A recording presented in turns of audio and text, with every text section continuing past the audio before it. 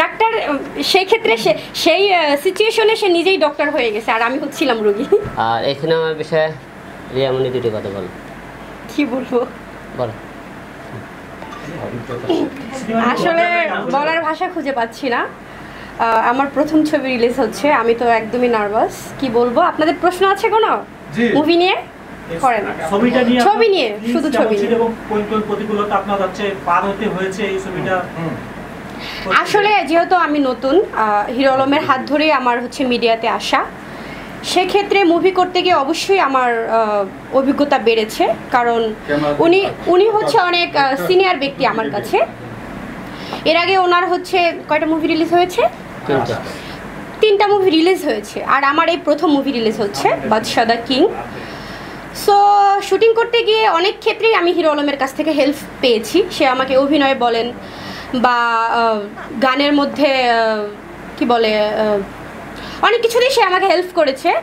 তো আমি আসলে তাকে ধন্যবাদ জানাচ্ছি। এই মুভিটিতে সে আমাকে অনেক সাপোর্ট করেছে এবং আমাকে অনেক সাহস দিয়েছে যে তোমার দ্বারা হবে, কারণ তুমি অভিনয় করো না, রিয়েলিটি দিয়ে কাজ করছো, সেক্ষেত্রে তুমি ভালো কিছু করবে।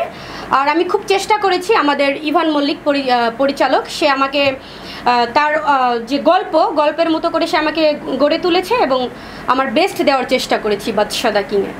আচ্ছা, আপনারা এই সিনেমায় কোথায় কোথায় শুটিং করেছেন? দেশের বাইরে গিয়েছেন? হ্যাঁ, দেশের বাইরে শ্যুট হয়েছে। দেশের বাইরে এবং বাংলাদেশের বিভিন্ন জায়গায় আমরা শ্যুট করেছি। কোন দেশে?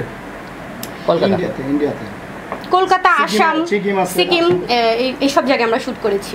মানে শুধু গানগুলো শ্যুট হয়েছে ইন্ডিয়াতে। আর রিয়া আপু, একটা প্রশ্ন, সেটা হচ্ছে যে আপনি অনেকগুলো মিউজিক ভিডিও করেছেন আলম ভাইয়ের সাথে। তো এই মিউজিক ভিডিও এবং এই সিনেমা, এই দুইটার আসলে কোন পার্থক্যের জায়গাটা কি মনে হয়েছে আসলে কাজ করতে?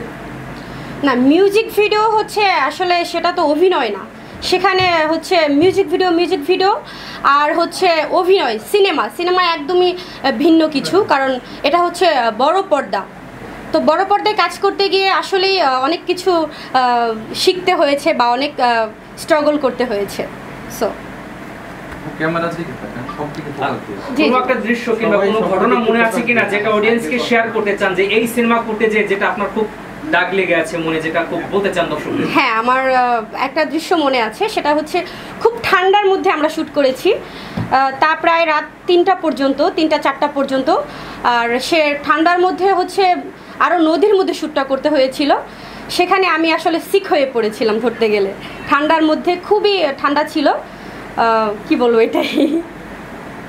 তারপরে নায়ক কিভাবে সেই নায়িকাকে সুস্থ করলো, কিংবা নায়কের ভূমিকাটা কি ছিল সুস্থ করার ক্ষেত্রে? নায়ক অবশ্যই নায়কের ভূমিকা ছিল। সে তার আর আমার শ্যুট একসাথে ছিল, যে সেক্ষেত্রে সে আমাকে উষ্ণ কাপড় দিয়েছে বা বলেছে, তার ব্লেজার খুলে বলেছে এটা পরো তুমি, একটু গরম লাগবে, এটা পরে থাকো। ডাক্তার স্যার সুস্থ? হ্যাঁ, ডাক্তার সেই ক্ষেত্রে সেই সিচুয়েশনে সে নিজেই ডক্টর হয়ে গেছে আর আমি হচ্ছিলাম রোগী। আপু, এই সিনেমাটা দর্শক কেন দেখবে? সিনেমা তো দেখা যায় কমনই হয় এই স্টোরি, আপনাদের এই সিনেমার মধ্যে কোনো ভিন্নতা আছে কিনা?